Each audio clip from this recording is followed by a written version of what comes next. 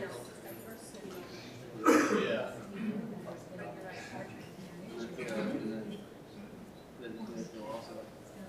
So like I used to work for the board.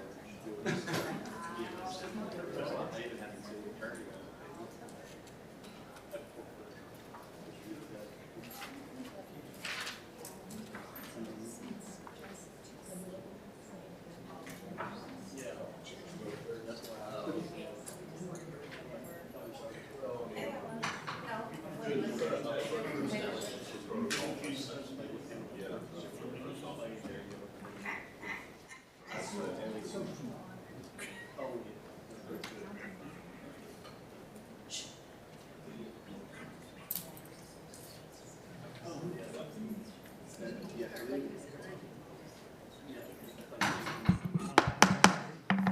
Good evening, everyone. It is 6 p.m. and we are calling the July 1st, 2025 City Council meeting to order. If everyone would please stand and pledge allegiance.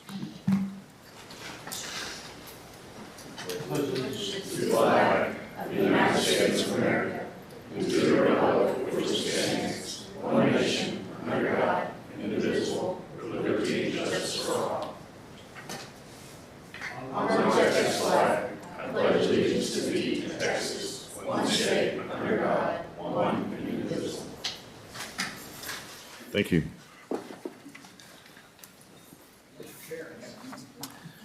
Item 1, public comments and announcements. At this time, we would like to listen to any member of the audience on any subject matter, whether or not that item is on the agenda. All comments are limited to a maximum of 4 minutes for each speaker, shall be limited to city business or city-related business or matters of general public interest, and shall not include any personal attacks. In accordance with the Texas Open Meetings Act, members may not discuss or take action on any item that has not been posted on the agenda. When your name is called, please come to the podium, state your name and address clearly into the microphone before making your comments. Thank you. And Rick King. Rick, make sure the microphone's on. There should be a green light. Yes, my name is Pastor Rick King, and I live at 1306 Marina Bay Drive in Kemah. But I'm one of the pastors at the Saltwater Revival Pirate Church that meets at the barge. And I wanted to get up here today to thank all of y'all that helped us through all of the deal. I know not all of y'all were here when all that was going down, but we appreciated the help. And I wanted to kind of give you an idea of what's happened since the last time I got up here and spoke. It's been 2.5 years, maybe. It's been a long time. But in that 2 years, our church has more than doubled in size. We have over 150 people coming every Sunday. It's just been an incredible thing to watch and see happen. Also, because of the barge's hospitality, we have no bills. They asked us and invited us there, and we do it. Everything is free. We don't ask for any money from anybody, but people do donate. And this year we're on track to give away $40,000 back to the community to help elderly people. We take care of 3 elderly facilities. We do a bunch of work in the community that we do with that money that we couldn't do if the barge wasn't accommodating and let us do that. And I just want to let y'all know that, you know, we're a success story there, even in the midst of the storm and all the troubles. And we're going to keep on going. And if I'd like to invite any of y'all to come on a Sunday at 11, you might be surprised. It's a very cool experience. Thank you. Thank you very much. There was just the one today. If there's no objections, we have a special ceremony today that I'd like to... Oh, I forgot. Sorry. We have to do the announcements because I forgot Mr. Cavino over there. Item 1.1, Mayor, City Council, or members of city staff may make announcements about city or community events. All right, upcoming events, we have the EDC anniversary celebration for Damn Fine Coffee and Fried Pies on Wednesday, July 2nd from 3 p.m. to 4 p.m. It's over at 910 Hall Avenue over in Old Seabrook. Then we have up next, of course, the 4th of July parade, which is Friday, July 4th at 9:30 a.m. through 12 p.m. We begin over at the Miramar Shopping Center. We travel down Elmar Lane, ending at the Metter Park down the street.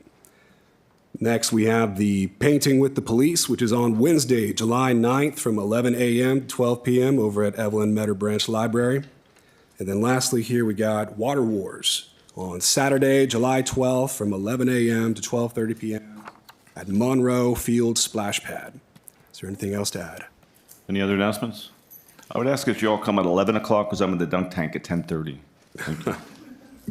If there are no objections, we have a special ceremony we'd like to bring in front of the agenda, item 4.1, promotional ceremony before council of police officers Daniel Kirby and Jason Emerson, who were recently promoted to sergeant. Chief?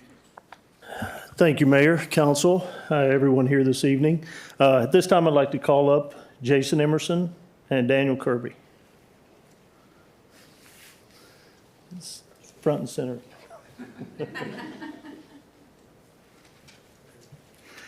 I would also like to read some brief comments that I prepared for these gentlemen. First of all, good evening, everyone. Today is a day to honor and reflect and express our pride in these two young officers who are now sergeants. To our newly promoted sergeants, this moment stands as a testament to your dedication, your grit, and your leadership you've already shown in the face of challenges. You didn't arrive here today by chance. You earned this with every choice to do the right thing, even when it was hard. Behind each of you stands a support system. I know some of you have families out here who stood behind you, partners who stood with you, and who kept the home front strong and mentored you, shaped you, and the community believes in you. We honor them too for walking this journey with you. The badge you wear today carries a new weight. You are no longer just officers, you are leaders. What you model, others will follow. What you tolerate, others will accept. You now shape the culture of this department and write its future with your actions. This city will look to you in their most vulnerable moments. Your voice will be the one that steadies the storm, and your presence the one that restores peace. In those moments, remember, what brought you here, not just strength, but heart, not just authority, but empathy. That's what true leadership looks like. So today I challenge you, lead with courage, mentor with wisdom, and serve with unwavering integrity. The future of our department isn't somewhere far off, it's standing right here in front of you. Congratulations, sergeants.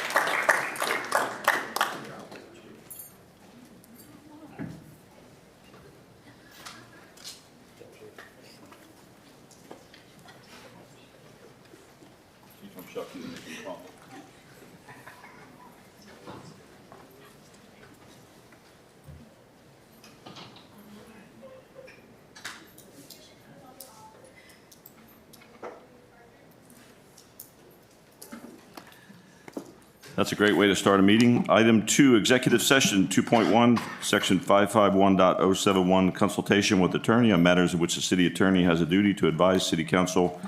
In closed executive session at 6:09, we're adjourning to executive session.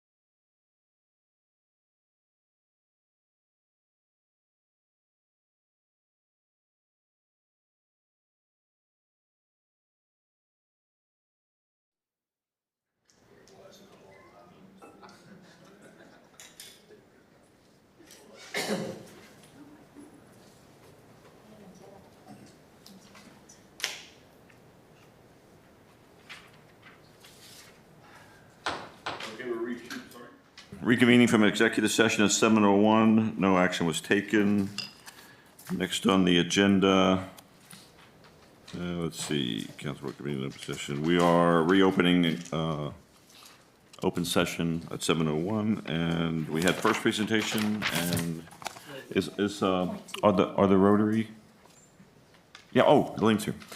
4.2, presentation to recognize the Seabrook Rotary Club for their donation to the city of Seabrook for picnic tables and benches. I think I'm supposed to read something.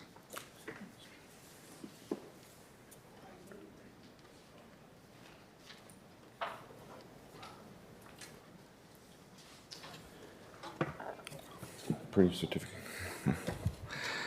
The certificate of appreciation. This certificate is proudly presented to the Seabrook Rotary Club in recognition of the club's generous donation of $6,250 toward the installation of picnic tables and benches in the Seabrook Park system.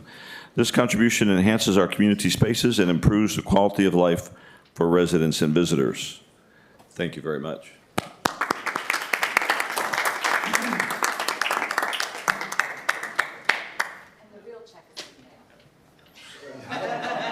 Checks in the mail.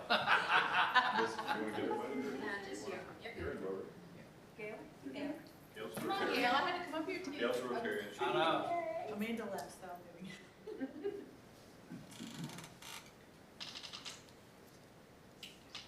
You're late, Amanda. You're late. Your turn. Okay, thank you. Thank you. Thank you. You guys want to say something? Just we're really thankful for the city of Seabrook, and we have a new member of our Rotary Club, your mayor, so we're glad to have him. We look forward to working with the city on future projects and through these benches. I know we heard from some constituents that love them, and there may be some expansion of some other ideas that we can work together with the city on. Thank you. Thank you very much. Thank you.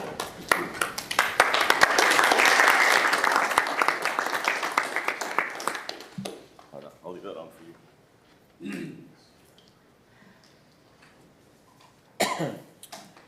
Okay.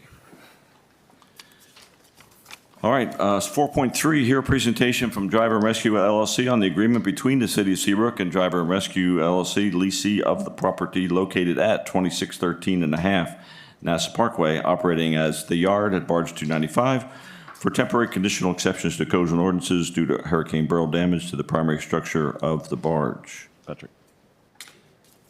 Mayor, Council, City staff, thank you for having me here today. My name is Patrick Robinson. I'm here on behalf of Barge 295.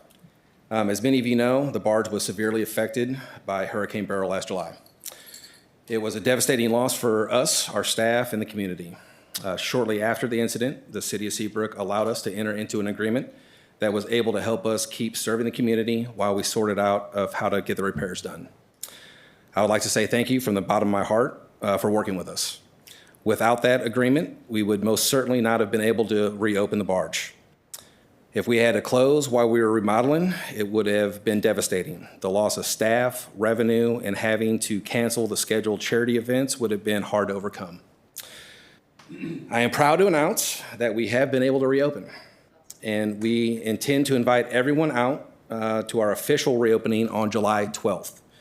We'll be making official announcements in the days to come, and we hope that the city will participate in the event. The last 12 months has been chaotic for us, as you could imagine. It's been extremely challenging for us to coordinate everything needed to operate while we went through this process. It has been a collaboration of hundreds, if not thousands, of people that have helped us in various ways to keep us alive and going. And again, I am forever grateful. As the dust settles and we continue forward, we still need help.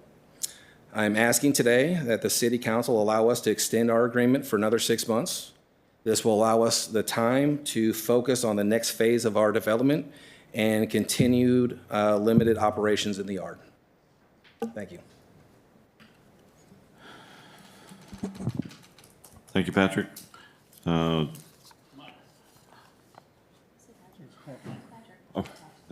Close enough. Any questions?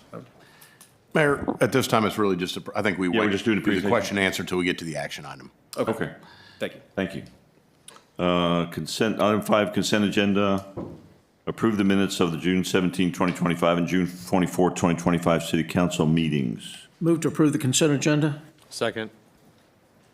I have a motion from Councilmember Hammond and who second? Councilmember Sessom. All in favor? Raise your hands. Opposed? Carried unanimously. Thank you. Okay, now new business. Item 6, new business. Item 6.1, consider and take all appropriate action on the renewal of a service agreement between the City of Seabrook and UniFirst for facility mats and public works uniforms. The service agreement is for 36 months. Mike, are you going to give a presentation on that? I move to approve 6.1. I have Councilmember Hammond made a motion. Do I have a second? Councilmember Tolet made a second. Do we have any discussion? Okay, all in favor? Opposed? Unanimous? Thank you. All right. Lost my place now. Thank you, Mike. You're welcome. Item 6.2, consider and take all appropriate action on any amendments to an agreement between the City of Seabrook and Driver Rescue Club LLC, leasing of the property located at 2613.5 NASA Parkway, operating as the yard at Barge 295 for any continuation of temporary conditional exceptions to various codes and ordinances and providing for an extension time. Do you want to, your presentation, Gail, or? So Mayor and Council, we've got before you on your attachments, the original barge agreement that's been extended.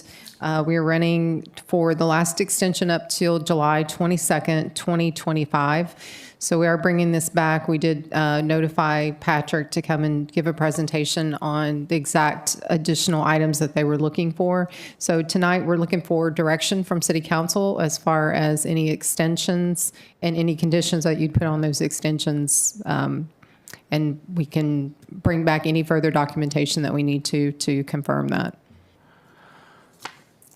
Okay, I think I need a motion.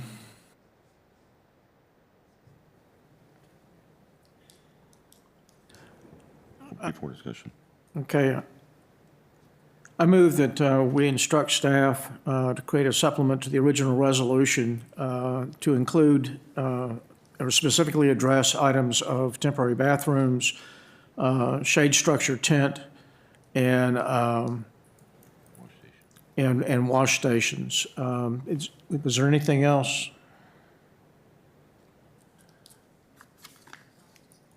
So the motion is to instruct staff to further research, I assume, to get with Patrick and to come up with a resolution. Supplemental resolution. Yeah, supplement to the original resolution. I have a motion. Do I have a second? Second. Councilmember Tolet, do we have any discussion? The only thing I would like to bring up is on the timeline, whether 6 months, and my concern is that as we allow these extensions, even though it's the original one that was caused by Beryl, we don't want to put ourselves in a position where we're opening ourselves up to temporary structures throughout the city. So I'm thinking October 1 would be the cutoff for the temporary. And Buddy, the temporary structures you're concerned with about FEMA mostly, correct? My concern is that whatever we grant it's not a variance to FEMA. And we can't really grant, I don't suggest it, we do not grant anything that is not in accordance with the FEMA requirements for plumbing, buildings, et cetera. I mean, just their standards in the floodplain, the whole thing, we've got to adhere to. Any other comment?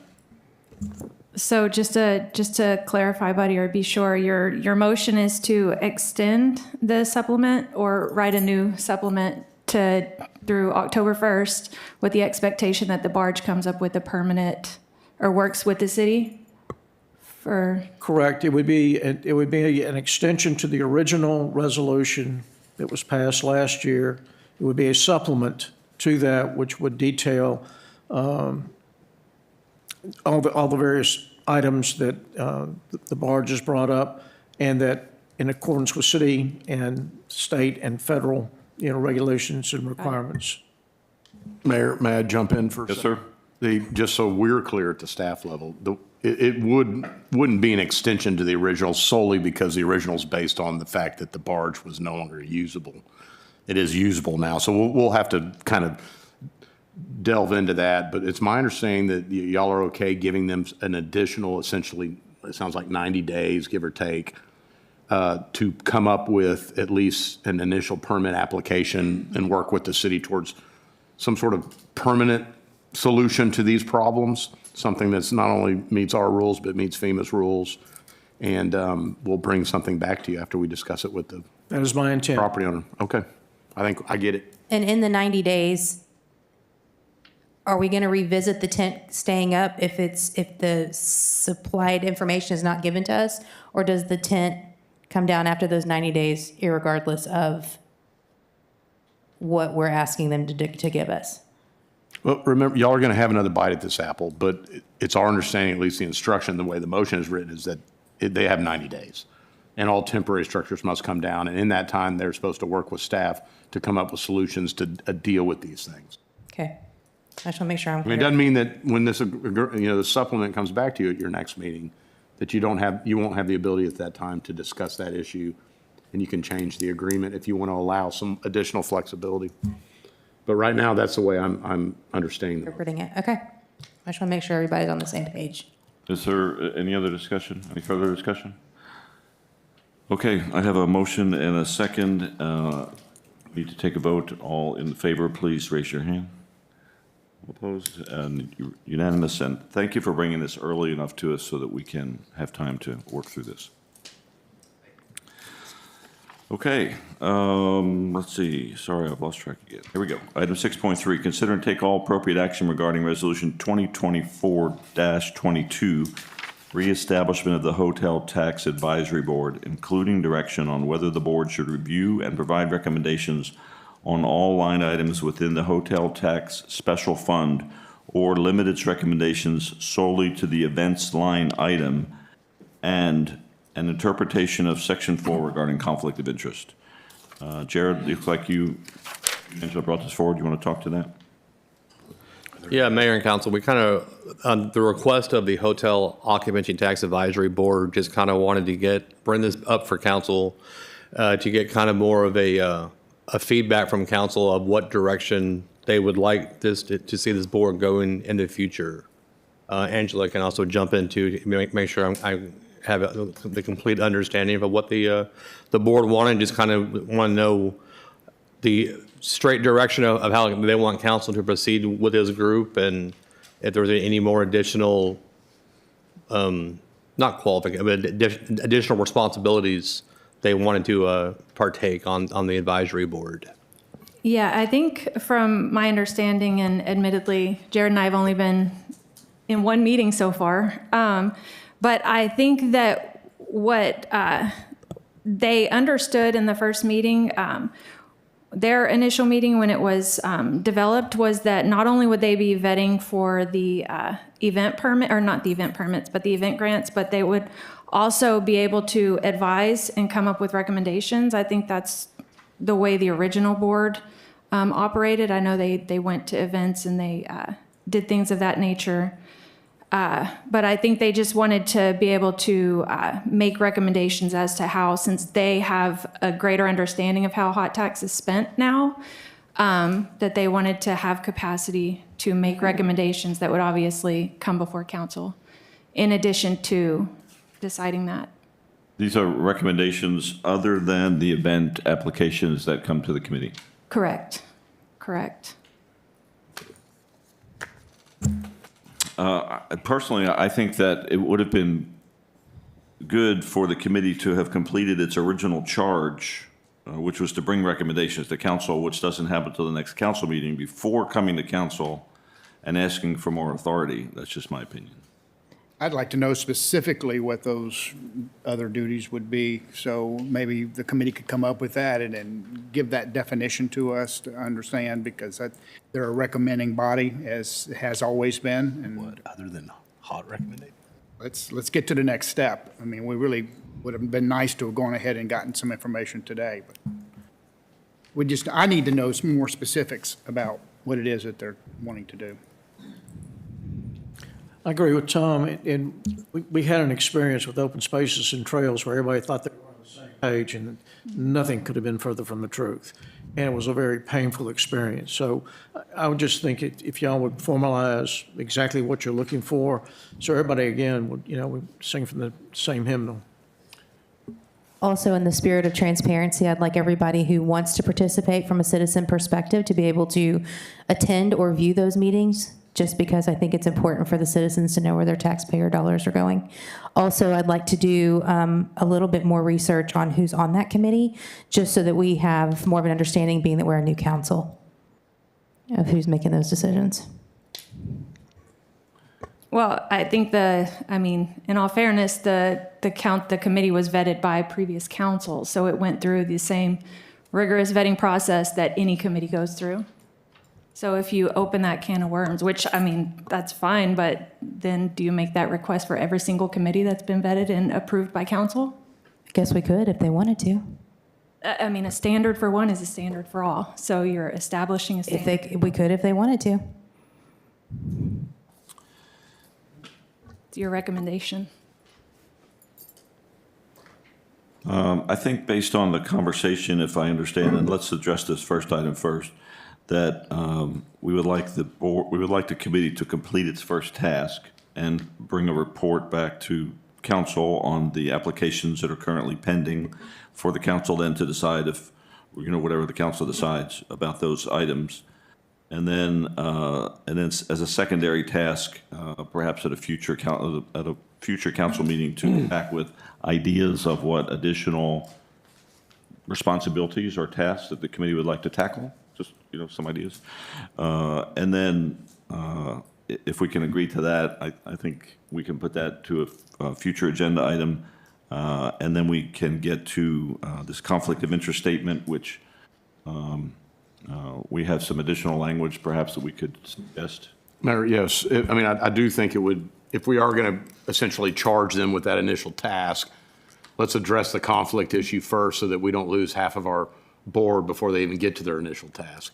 So I had talked to Gail and Sean earlier about revising some of the language associated with Section 4. You'll notice in your resolution that establishes or reestablishes this board, there's actually two Section 4s, but the first Section 4, members not to have a conflict of interest, I prefer that we follow a more statutory formula for that. Chapter 171 already deals with how we address conflicts and what your role and responsibility is if a conflict does arise in the chair that you're sitting in. So I have some language, if it's okay to read. The last sentence starts in that section first, 4, if a conflict of interest arises during a member's term, I'd like to change A to such. So if such conflict of interest arises, scrap the rest of that sentence so that they don't just automatically become ineligible.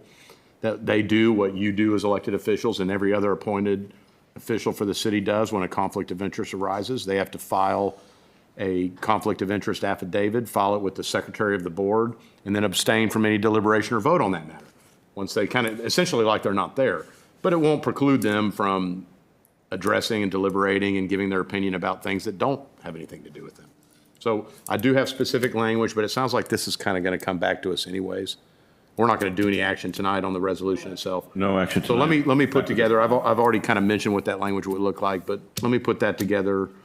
Is there anything else in the form of the resolution itself that y'all would like to address other than some of the other issues that have been? No, I think if we come back with that as a specific agenda item to address by itself, and then we just move on with the next function of the board, which is their charge to come back with a report. So just to recap, you report back to council of the recommendations, and once that's completed, have them create like a list of like what additional responsibilities they would like to take on And then we can address that, and then if we need to make any changes to the resolution then about the charge or any other wording in there, we can address it in the future, correct? Yes, and I think we would not want that all in a single report. We need to make decisions about Right.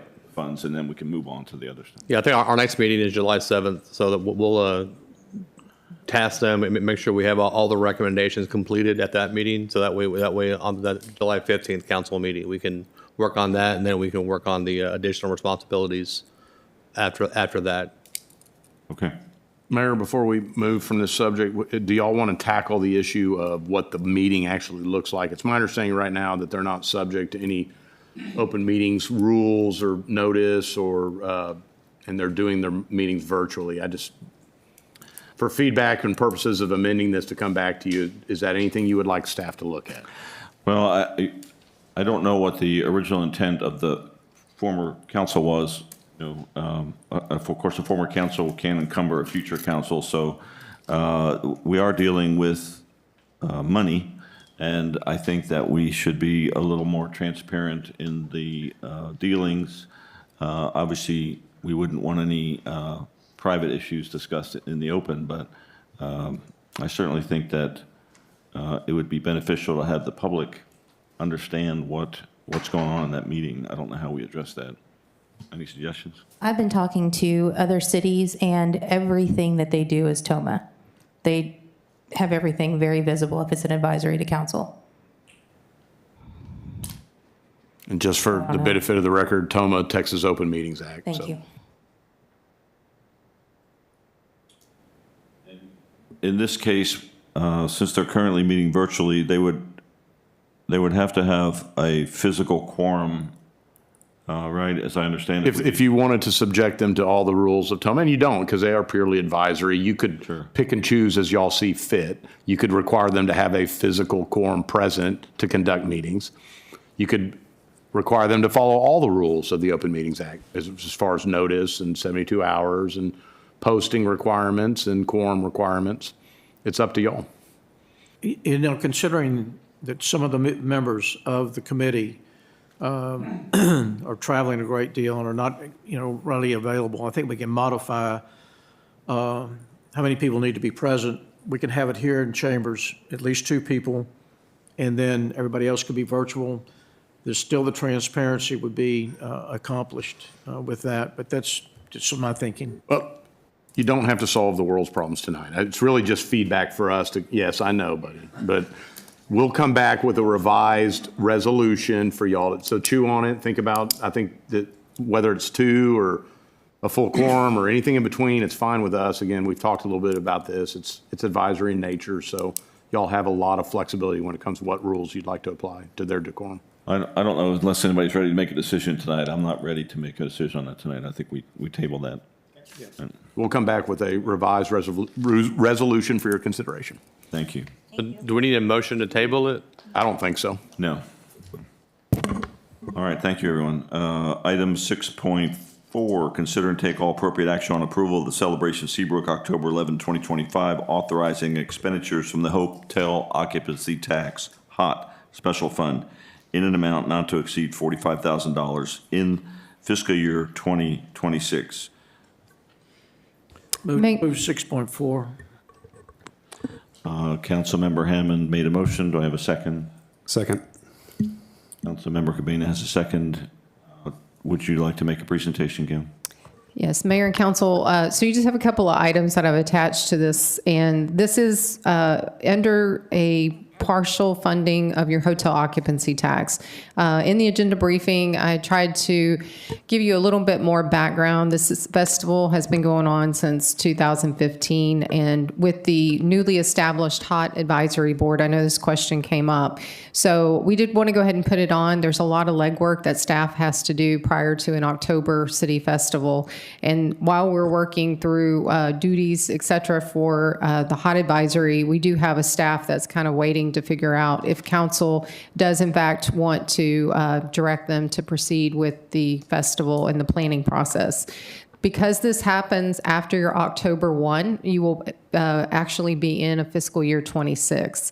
So as we get into your budget workshops and into September, you'll be approving physically that document and it will actually go into effect. However, we can prepay some items if this is still the will of council to follow through with the October 2025 event. So this item's being brought to you just so that we can have confirmation that this council is in agreement that these expenses would be placed into your 26 hot budget.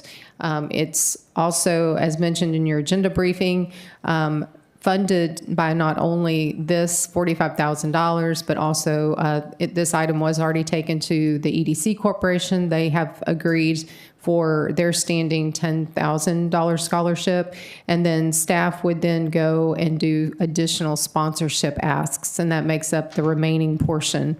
The project, as you will see in Public Affairs Department, has landed on the total for this project, and it's approximately between 106 to 108 for all expenses combined.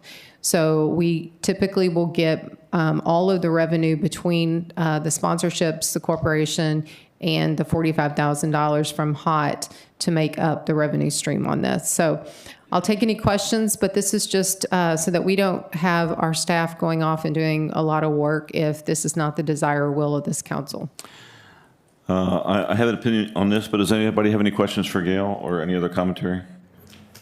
Yeah, is there any way to measure the success?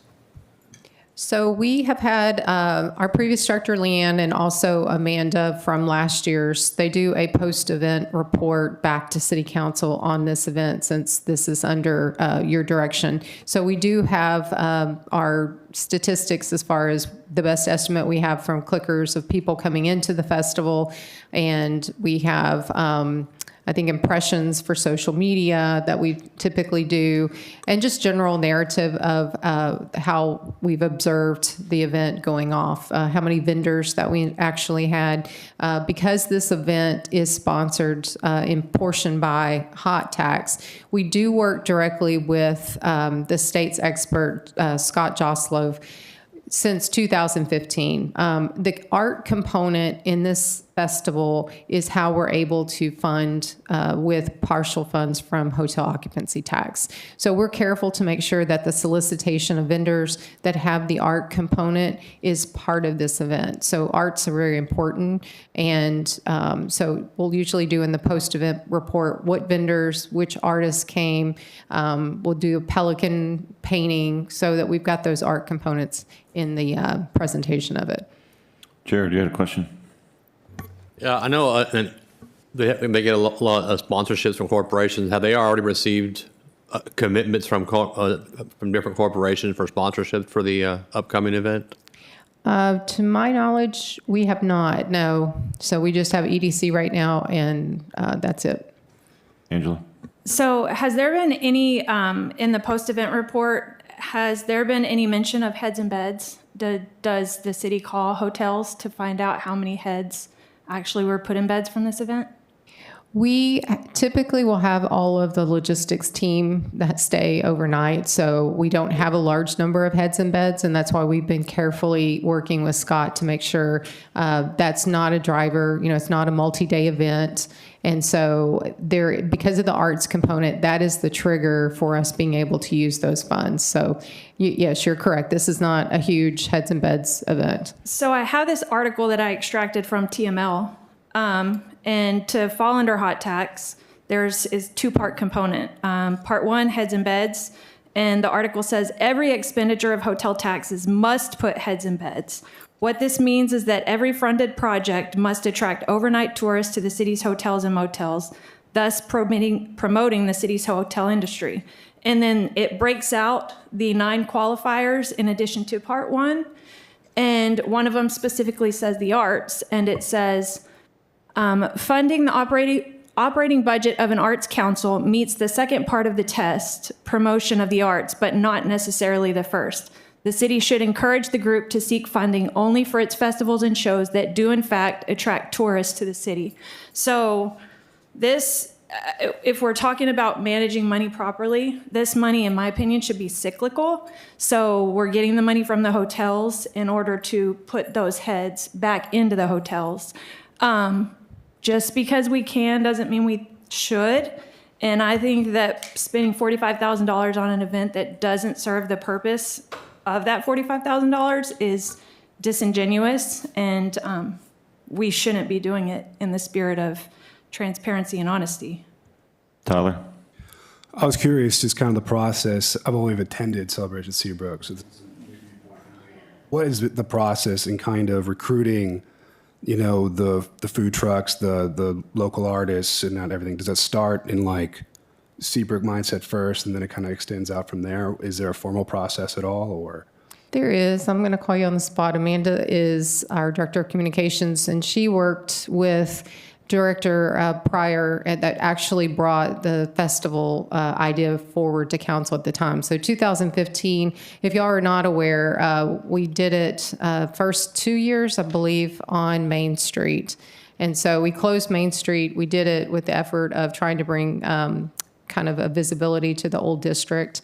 And then with the highway starting, we moved over to the park. So Amanda has actually been involved as the predecessor's assistant, as well as now in the director role. So she can probably speak a little bit more of your efforts towards the vendors and how you go about getting those. Yeah, so I've been involved in the planning and execution of this event since the 2018 festival. So to answer your question, there's a pricing structure that we have in place for our vendors. And so first of all, residents have a discounted rate than a non-resident would. And then you also have a separation between artists and merchants. And so we classify art as anything that is handmade. So if you make it, it could be candles, it could be t-shirts, it could be hats. If it's handmade, it's considered art. And that is a substantially discounted participation rate than it would be for a merchant. So somebody that is reselling, items that they've maybe purchased in bulk from an online warehouse or something like that. And we do that. We've always done it that way in hopes to get more artists than merchants, because that's the point of the festival. It's a music and art festival. So we have the concert, which is an art component as well, but we really want our vendors to be high quality, and we want to showcase our residents too that have these talents. Thank you. And Is anyone? just a follow-up question, since we've been doing this a decade now, has there been, from a city staff perspective, kind of any ideas, thoughts, nothing official, of kind of adding on to this event, or a new strategy or an idea that could grow the event, highlight certain areas, or even put heads in beds, right? Is there any kind of, it doesn't have to be a real idea yet, obviously I'm putting you on the spot here, but as soon as an event is over, before it's even done, you're already talking about what we could do for the next one. Has there been any kind of thought? We have a lot of ideas. We want to do a lot of things. We're a 3-person department. So being able to effectively implement those ideas and grow the event, in my personal opinion, it's just not currently within our reach. We don't have the bandwidth in our current capacity to be able to do that and also continue doing our day-to-day jobs as well. Last question, promise. And with that, is there been talks of is there a volunteer network that's been processed, thought out, or anything like that, just to cast a net? Like, hey, if you love Seabrook, if you like the event, if you want to, I don't know, hang out, get a tan in October, you can come on down and help out. Is that absolutely? Yeah. So we also we do contract for part of the event production to help with setting things up and securing like all the bounce houses and the bars and things like that. And they bring in staff. We also do have a volunteer database that folks over the years, up until I think I even got an email today, that folks can sign up and say that they want to volunteer for the city. It goes through our human resources department. They get background checked, they get cleared, and then we keep that database. What we've run into in the past is that whenever we reach out seeking these volunteers and giving them the information, we don't hear back from them. And unfortunately, that's been our experience. We have Aside from that, we've reached out to a couple of the schools for students that may need volunteer hours for like National Honor Society and things like that. But keeping a solid volunteer group that we can rely on to show up and be that assistance has not proven to happen well for us. Thank you. Thank you, Amanda. Anyone who has not yet spoken before I speak? Yeah. Just as a bit of history, the reason that the city's been putting on the Seabrook celebration was that some of the community came together and said, gee, other communities are having this, why don't we? But maybe the real thing we need to look at, and Amanda brought it up, we've got 3 people doing this. And, if we're going to do it, let's do it right. And maybe we just need to cease for a while and rethink, regroup, and come up with something that is within our capabilities. But again, that's, a decision of council. But if we're going to do it, let's make sure that we're adequately staffed and that, it's not just a scramble at the last minute. Tom? It is really hard to measure the success of this. You're absolutely correct. It is very difficult. It just hasn't felt like we've had the attendance that we would like it to have. I don't have any problem with this being a hot tax event, being sponsored by them, but I am struggling with the success of the event overall, with the amount of work it takes from the staff and the amount of money that it takes. So I'm of the opinion that maybe we need to reevaluate. Maybe we need to consider October of 26, whatever that is, that we move it back to Main Street, for example. I think it ought to be reviewed anyway. So I'm struggling with the event to continue this year. And maybe we need to take a look at it the following year and reorganize, redesign it, and try to bring it more business to what we have been calling Old Seabrook and to the businesses that are there. Absolutely. That's my thoughts. Thank you. Summer, do you have anything? Always. I feel like there's an energy lacking with the organization overall. I agree with Angela. If it's not meeting the requirements of hot tax, we need to not do it. I also agree that it's something we need to table. I mean, what Tom's feeling is right. It's lacking something. Amanda, you and I have, after the last meeting, discussed how hard it is for you guys. It sounds like the city's supplying all the hotel rooms at this point. I mean, I don't see why it makes sense. So that's me. I have a procedural question. If this was voted down, would that end the celebration, or do we need to address that separately? That's exactly what we're looking for tonight. If you decide to amend your motion and not go forward with October of 2025, that will just give us direction that we will stand down and we will come back at another time and try to reevaluate or come with another proposal if that's what council wants. Okay, so I believe that the festival does meet the intent of the hot funds. However, Jared, you spoke? I had a question. Like, do we know like the community impact or like the citizens that attended? Like, do we get any surveys from them or feedback from them of what their thoughts on the event are? We've gotten some. Last year we did put out QR codes in hopes to get more feedback from not just our community members, but visitors that did come in, including questions about hotel stays and maybe where they came from. We had 0 people fill out that survey, which was really unfortunate. I was so hopeful for it. But aside from what we just hear and experience whenever we're on the festival grounds that day, no, the attendance, it varies. I believe whenever I pulled the average over the last 9 years, it was 3,800 on average people that attend the event.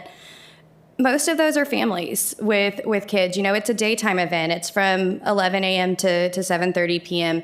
So we get a lot of young couples with children that come out. It's very much a family friendly festival. Those are the ones that enjoy it the most, I believe. Did that answer your question? Yeah, and also on the volunteering side of it, like I fully understand. We have the same issue sometimes in the fire department and area volunteer fire departments where people will submit a interest form. They want to volunteer, and it's usually like on a Tuesday, it sounds like a great idea, and then on Saturday they're just like, oh, well, that was not really what I wanted to do. So I can understand the difficulty in trying to get volunteers. Like you would need to, kind of like get that feed out there, like, within about a month before the event and then try to get it. So I can understand the difficulty in getting the volunteers to help you. Well, thank you for doing yeoman's work, because I've put on festivals and it's difficult even in the best of times, and you guys have done great work. I have not seen a lot of energy the last couple of years. I think we all wish it was the Seabrook Music Festival, and it's not. And I think maybe we're ready to vote. We have a motion and a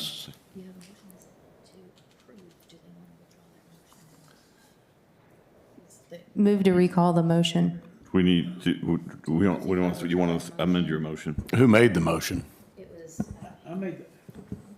I made the motion, but if it's voted down, that pretty well speaks for it. It does. That's what, right? So we vote, Yeah, okay. I'll call for a vote on the original motion. All in favor, raise your hands. Opposed? The opposed has it. Thank you all for your contributions.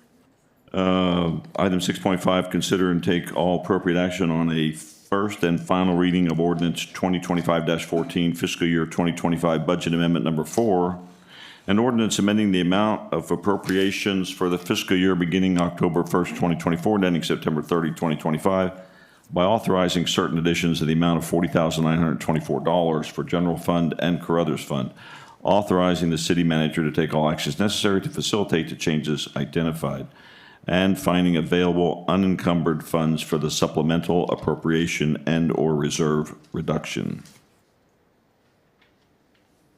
Make a motion to approve ordinance 2025-14 with amended to the amount of $18,336.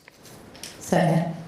We have a motion on the floor to amend 6.5 to $18,336 and a second. Do we have any discussion? Yeah. Mike, you want to tell me about the difference between what you have and?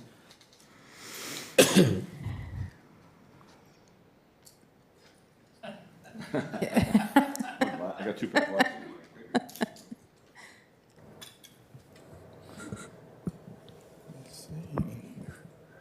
Okay, so I guess the difference is what y'all are proposing to amend the budget for is the demolition of the Hardesty property for $18,000, and y'all do not wish to amend the budget to fund the fence relocation out at the Carruthers property. That appears to be what the motion is. So the difference is moving the Carruthers fence. That's what's coming out of the motion. Is that your intent, Tom? That's correct. Pardon. Any discussion on that or questions or? When was the previous fence built? That's a him. Who's yeah, Sean. Sorry. You were just standing up front, Mike. That's why I was looking at you. Sean, take a guess. It had to have been within the last 5 years because I was at the meeting. This is the black fence that starts at the cement wall and goes down to the water, right? That's currently overgrown. I would want to, if I had to estimate, I would say 2023. So it's 2 years. I mean, it's in really good shape. I drove is. over there. It's really new, yes. And the idea here was we were going to move the fence, not replace it? Is that right? Yeah, so the request of the Open Space and Trails Committee the recommendation was to move the fence to the property line to regain the 4 feet. So it was within the boundaries of the park itself, and some of it wasn't fenced off from public access. Just to give you a little history, the original fence was put in the location that it was because at the time we had a committee that was very protective of the greenery that was up and down through there. And we, as staff, took it upon ourselves not to affect any of that by cutting it all down so that that fence could be placed on the property line. And so that was kind of the history of the project. Once it was done, a couple of the members were upset about that, and they came before council, voiced their concerns, and made a recommendation to council at the time to move the fence to the property line. At the time, the previous council directed staff to get a proposal, get the actual cost to move the fence, and then bring it back for further consideration. That's what we were doing tonight by doing the amendment, is basically bringing the actual cost to you guys to make the budget amendment so we could pay to move the fence. As part of that process, there was a discussion also, should those funds come out of the insurance proceeds from the Carruthers project itself, or should it come out of general fund? The prior council also agreed that if it was going to occur, it would come out of general fund. So that's kind of where we got to where we're at today. So there's no adverse possession, like there's no impact on the city legally as far as having the fence where it currently is. That's correct. Right? I mean, I'll rely on. The city's not subject to adverse sorry, that's possession your claims. question. No, that's fine. Sean's practices law as good as I do. That's People correct. asking my question. There are no legal concerns. That's correct. No, okay. Yeah. So these 4 feet, I mean, and part of that is ditch, right? That's correct. A big portion of it is a drainage ditch. So even though there was discussion, at some point in time, we were modifying the fence structure, the new fence structure, to go over a ditch and use extended poles and things. It's not something you would normally do. It's not something I think Brian would ever recommend, that you put a fence in the middle of a drainage ditch. But that's kind of where we are at today. I mean, and just for my, I can just imagine, because I was out there, and vegetation has essentially overgrown the fence. I mean, the fence is almost hidden. So if we got rid of, we would have to cut down all the vegetation, move the fence, and then when the vegetation grows over it again, it could impede the flow of water in the ditch. Is that That's possible? correct. It'll make it a lot harder to maintain that ditch with a fence going down through the middle of it. I think the intent when we built the fence originally was at some point in time, all the vegetation would overcome the fence. The intent was at some point in time, there was some complaining or some complaints that we're receiving from the adjacent property owner that people were going from our park and vandalizing their property or going unauthorized onto their property. And so the fence was put up initially probably to stop that, with the understanding at some point in time how we do most of our parks, that vegetation would grow up between the two properties because we wouldn't maintain it right up against some of that fence area. And that would grow up also like it is in most of the area up and down the boundary between those two properties. Just to add on to what Sean said, it is that the original vegetation line was oleanders, and they had been planted by OS&T. And it was down the line, they froze in the big freeze, they died. And the natural vegetation blockage from people walking from the park into the properties on Baywood was gone. And so when they put the fence down, they followed the original vegetation line, because if you walk down there, there are full-grown trees that are right down the property line that would have to be cut. It's not that the city is relinquishing the ownership of the land. It's there. I think your motion is realistic in as much as we still don't even have our paths at Carruthers. It's not like that somebody's getting ready to put something in there in the next 20 minutes. Any other discussion? I just personally think that that doing this is not being a good steward of the taxpayers' dollars. I think it's a little bit silly, in my opinion. So we have a motion and a second. We're ready to vote. The motion is to amend the amount to $18,336. Correct. Which covers the cost of the demolition only. And all in favor? Opposed? Unanimous? Thank you very much.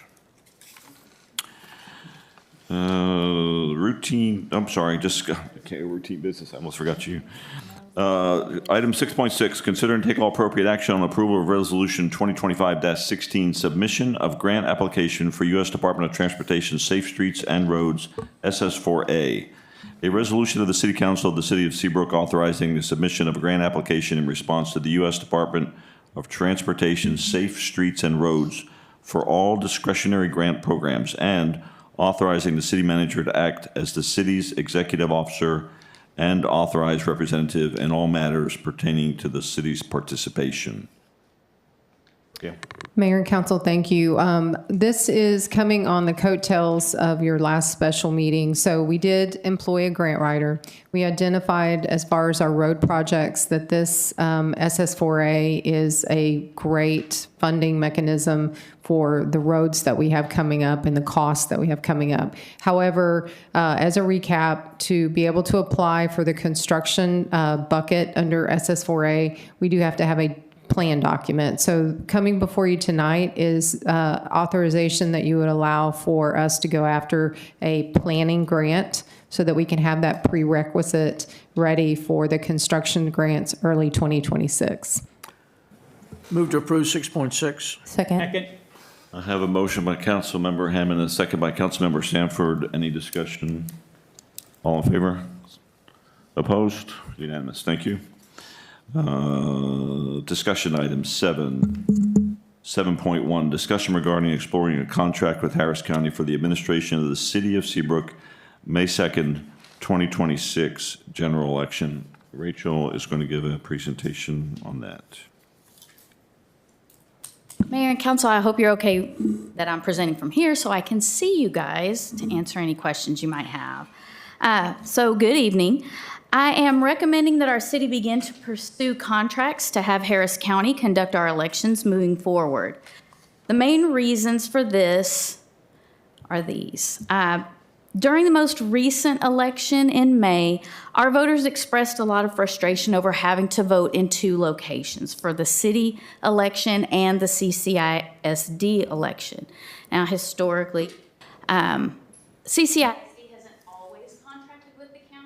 I'm sorry, can you hear me? CCISD is not always contracted with the county, so generally voters had to do that anyway, but they now do contract with the county. And if we did this too, there would be one voting location.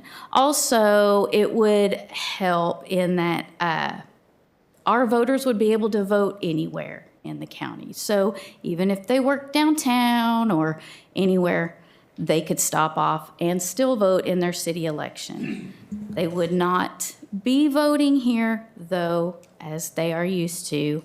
And I will mention that they will not be voting here at City Hall, but they would have more options. So that's sort of a good thing as well. Another reason is the fact that our staff experienced very accusatory comments and unprofessional treatment from some members in the community during the election as well as after the election. Now, I will tell you also, historically, the city has always used staff to help with early voting. A lot of cities do that, and the reason for that is early voting lasts almost 2 weeks. You may be aware of a new law now that it's going to last even longer in the future, but that helps defray the costs for cities to be able to use staff members to help run the elections during early voting. And I do anticipate that if we do hold our elections ourselves in the future, we're probably not going to have the staff involvement or willingness, because these are people volunteering their time during the day to help with the elections. Just literally, they've always done that. So I just foresee that not being something. So we would have to factor in that cost as well to hire people to handle those. And that's not something we've generally budgeted before. So that's something to keep in mind. The volume also of our public information requests increased over the past really about 6 to 8 weeks or so. That has resulted in additional legal costs nearing $5,000 so far just for the public information requests that we've had to vet through our attorneys. Also, questions that came up during the elections that we had to vet through attorneys. So that also doesn't include the amount of staff hours that have been put in for these public information requests. It's not just our office. We're having, the IT department, places like that they're having to put in several hours to get through these information requests. So that's something that we would also need to factor in as additional costs going forward. If we do hold our own elections, it's not something typical, and we haven't budgeted for that either. So I will tell you these information requests have continued. So when I tell you they're approaching 5,000, it's definitely going to keep it's still going, okay? And so are those staff hours, because we got 4 more this week. So that tells you we're going to keep probably having to handle these. So I don't know where those costs would fall, but I do want you to include those because these aren't something that we're generally used to. So transitioning election responsibilities to Harris County would help ensure a more neutral and efficient process. It would improve the overall voting experience, I believe, and also, for our voters specifically, and protect our staff from undue pressure of unfounded allegations from misinformed community members. That's been a problem, and it continues to be that problem. So now talking about costs specifically, the total costs associated with the May 2025 election approached $50,000, not including all legal costs yet. Harris County charged this year $2.90 per registered voter for contracted election services. So based on our most recent registered voter count, which is 9,777 folks, that fluctuates, obviously, but that was our last count for this election. This rate would amount to just over $28,000. So when combined with other necessary expenditures, including those that are going to be incurred regardless of whether we contract election services or not with Harris County, the estimated total costs, including those contracted services for the May would estimate. 40,000. Yes, the amount, yes, sir, it'd be 40,000. So I'm bringing this to you now because we're budget planning. So I'm seeking your direction as to whether council would like for me to include this in my portion of the budget. But also, I need direction as to whether you want me to begin seeking a contract with Harris County for our next election. So if you have any questions, please let me know. Tommy? Answer them. Go ahead. So it would mean that the library would be Harris County's choice and where the election would be held. Is that correct? Yes, so something you would need to understand, if we do this, our city doesn't have any control over these locations. But typically they do use, on election day, they do use our library.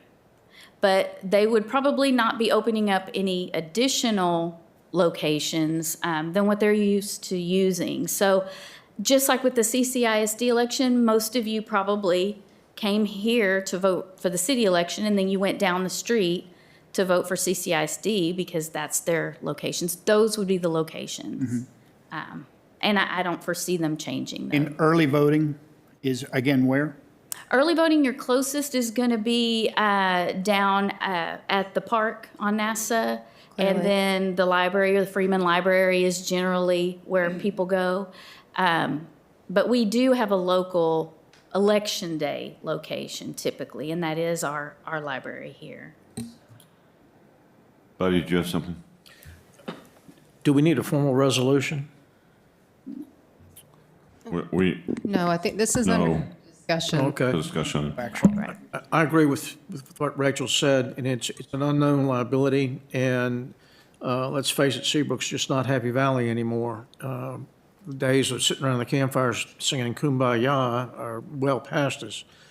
And I really think that we need to either, we're going to have to increase secretary's staff to handle this, or let's put it down the road, because especially the open records request, there were 12 regarding, well, the last time I looked was 12.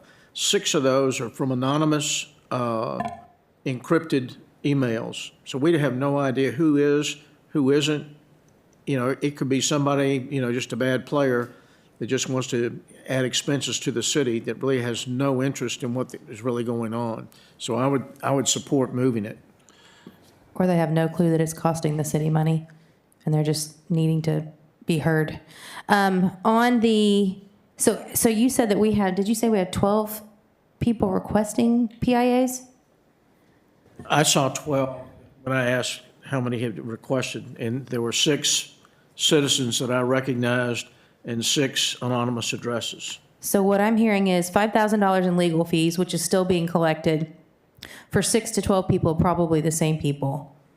Well, we've actually dwindled to just 2. It's generally 2 main requesters. We had a few election-related requests, you know, for basic information in the beginning, and the players that are continuing, it's generally about 2. So, of course, it's everyone's right to do this, but we're basically saying 2 people are spending the money for the other 13,900 citizens. Yeah, I'm gonna go ahead.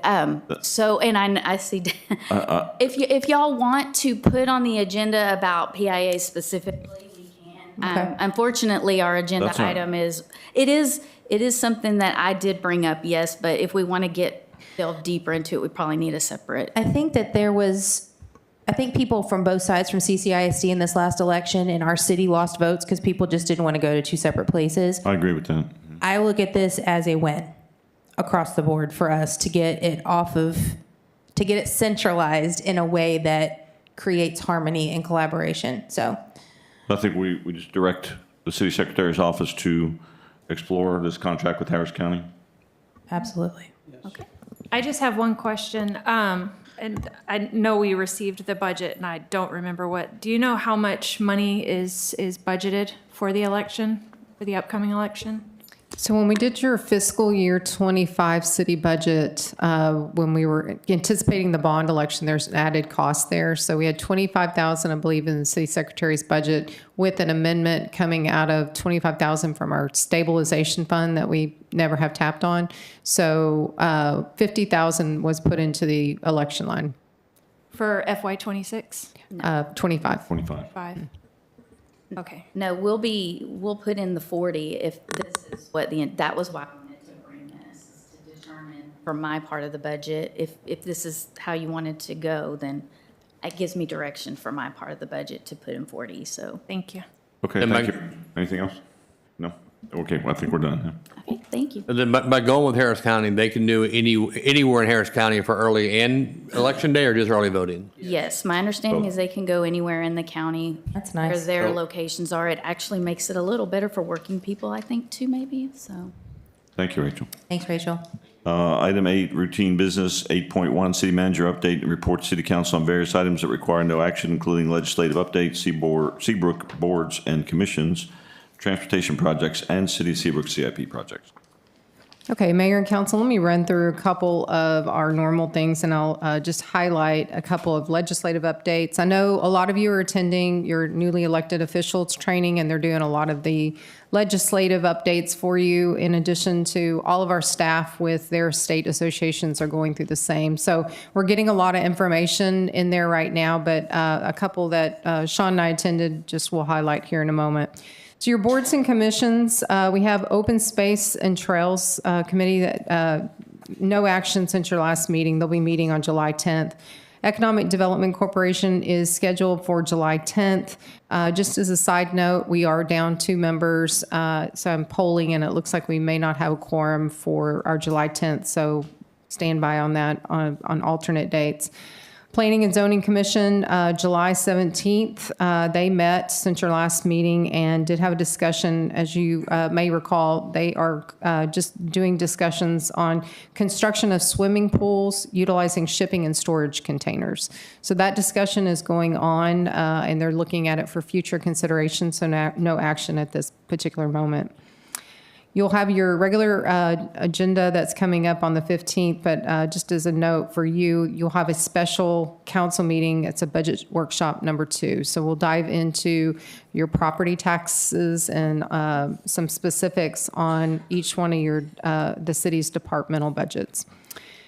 Your CIP, water line interconnect, they're still working on that. Again, at some point, we've got some lane closures, hopefully on the weekend, so it'll be hopefully very low key. We'll get last components in that project closed out. Seascape water lines continues. Again, we're targeting August to be done in that subdivision.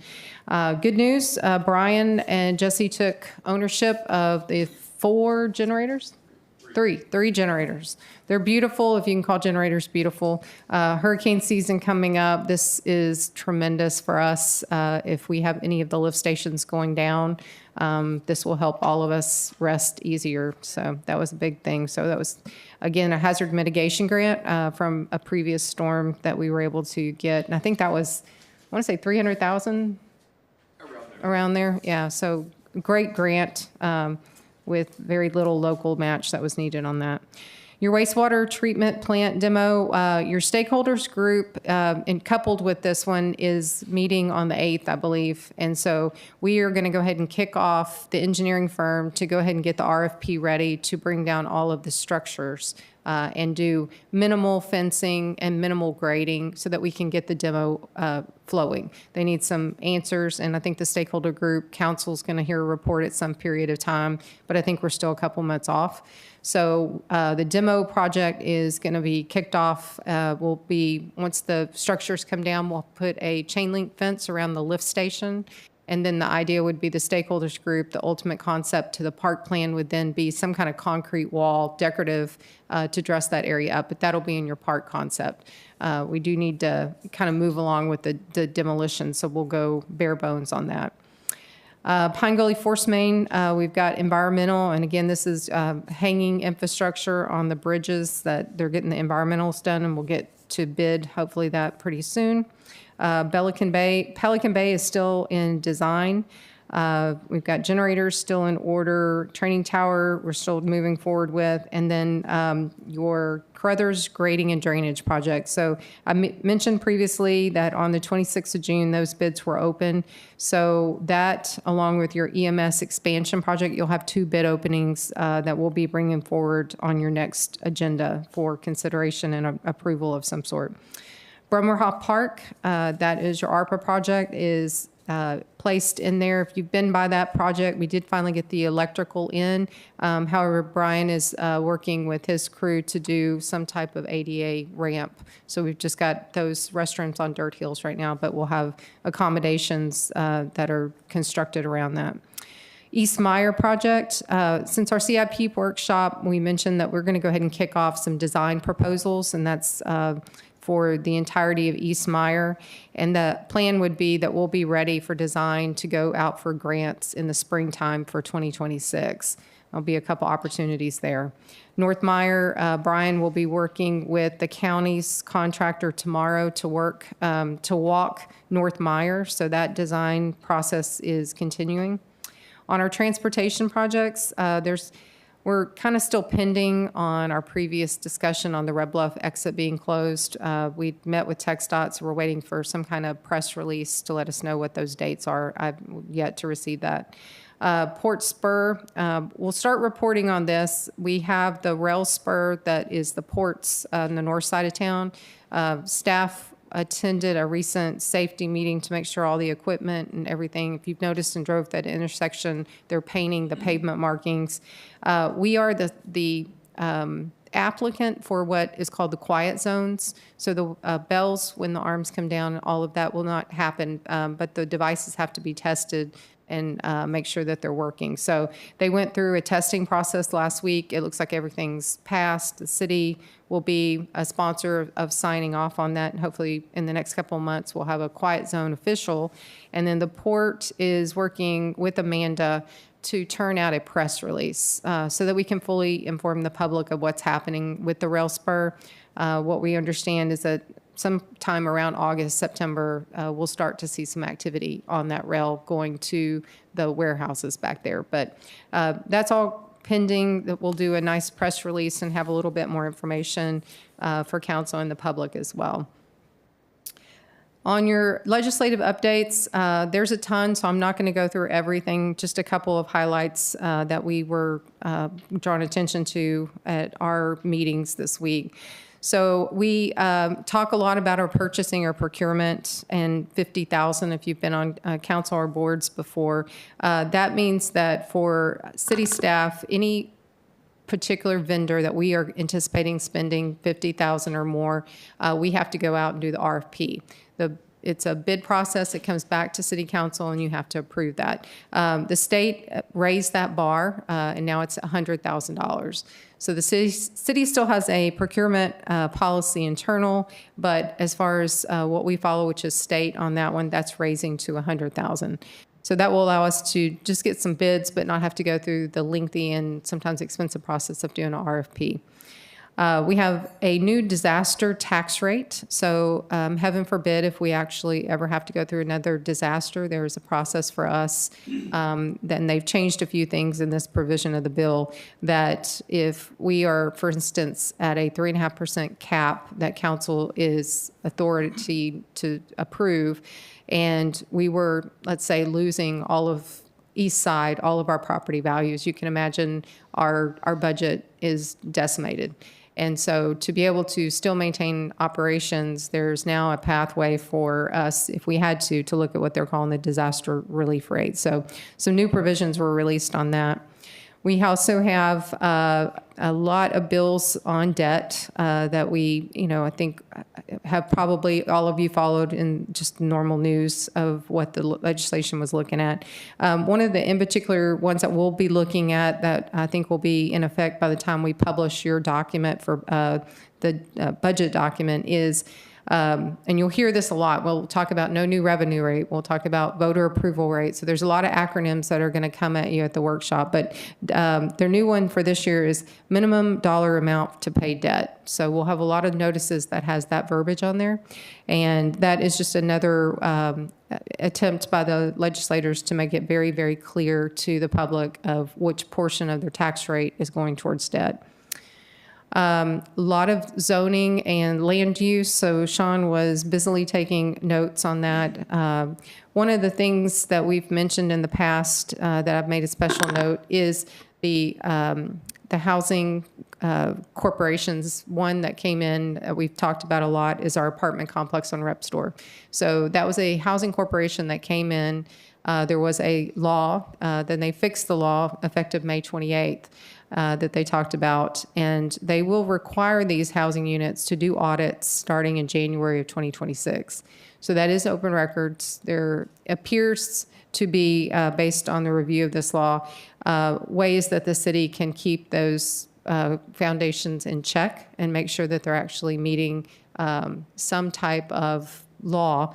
And what that would mean for us, could we get that back on our tax rolls? I can't answer that, but that was, I think, a light of hope with some of the stuff that they did to that bill. Let's see, with anything else. The big one for you guys, or for staff as well, I think Rachel had mentioned this as well. So we have typically had the 72-hour notice posting for your city council agendas, all city council agendas, anything that's under the TOMA. That is now 3 business days. So a lot of discussion was given by the TML attorneys on this. In essence, they think they've got worked out. I don't know if our attorney has it worked out, but We changed the TML's mind yesterday. you did, okay. So essentially, whatever the meeting date is, that day doesn't count. The day that you're posting it doesn't count. So essentially, I think, talking to Rachel, we're probably going to be posting Tuesday meetings on Tuesday the following week. So our timelines are going to shift considerably, and that's for any of the boards that are under that TOMA requirement. You'll be happy to know that all of you are probably taking your cyber training, hopefully for our IT department, and you will be signed up for now AI training. And all of our employees will be going through this wonderful AI training. I have no idea what that is, but there are some legs in this that we will not be able to file for certain grants if everybody, including yourselves, don't take the AI training. So stay tuned. We're not quite sure what that will be. And we have the food truck ordinance that we've talked about as well. So there is still ability for the city to restrict locations. So we'll still have components of our local ordinance that are staying intact, and zoning. So the trucks will not be able to go just anywhere. It's mainly focused on the permitting. So city duplicating anything that the county's already requiring for the food trucks will be eliminated. Any questions? I'll stop there. Like I said, I'll be sending out some supplemental. Fridays, you're getting information from TML, but those are sort of like the initial highlights to what's to come. Thank you. 8.2, establish future meeting dates and agenda items. Mayor and council, your next scheduled meeting is your regular meeting on July 15th at 6 p.m. And the following week, you have a special budget meeting scheduled for July 22nd at 6 p.m. Thank you. There being no further business before this council, will adjourn at 8:16.